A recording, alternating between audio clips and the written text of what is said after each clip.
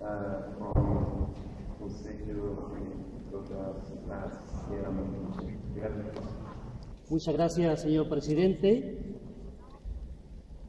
El asunto de los derechos humanos de los pueblos indígenas y las actividades de las empresas en su múltiple dimensión constituye uno de los principales problemas que afectan a los pueblos indígenas y su derecho en la actualidad.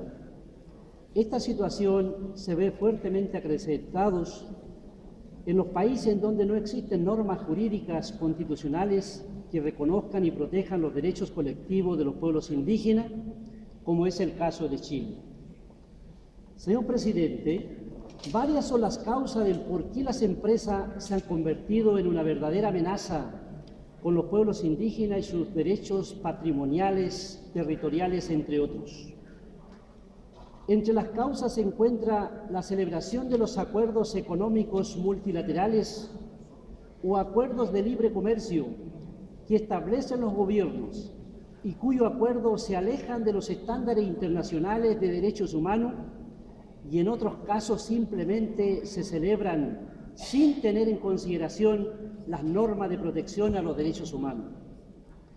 Entre otras de las causas también se encuentra la creación de mecanismos institucionales de parte de los Estados para otorgarles certeza jurídica y administrativas a las empresas para que operen en territorios indígenas, cuyas instituciones son absolutamente coherentes con los criterios y fines del mercado.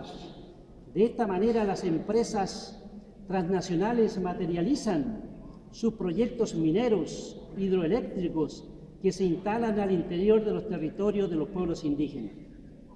Señor presidente, es innegable que las empresas han permeado los derechos humanos, es decir, han debilitado el respeto de las normas de derechos humanos, han minado su aplicación. Observamos que los derechos humanos no han sido aplicados y respetados con la debida fuerza y vigor de parte de los Estados nacionales, a pesar que el principio general de los derechos humanos exhorta a una firme y debida reacción cuando los derechos humanos, entre ellos de los pueblos indígenas, son vulnerados. Los principios rectores sobre derechos humanos y las empresas son muy útiles, pero han sido sobrepasados debido a la celeridad con que opera el capital transnacional, considerando que las empresas transnacionales en su movilidad es la movilidad del capital económico. Señor presidente, las empresas por su naturaleza tan amplia afectan los derechos tangibles e intangibles de los pueblos indígenas. Empresas que con sus actividades tienen un impacto en los recursos económicos de las comunidades, en los ecosistemas, impacto en la biodiversidad, en la seguridad alimentaria, en la propiedad intelectual y con sus operaciones sin regulación ambiental contribuyen a acelerar el desastre que está provocando el cambio climático y en el caso del pueblo mapuche en Chile, su territorio ha sido afectado por el monocultivo de especies exóticas, lo que provoca una migración forzada.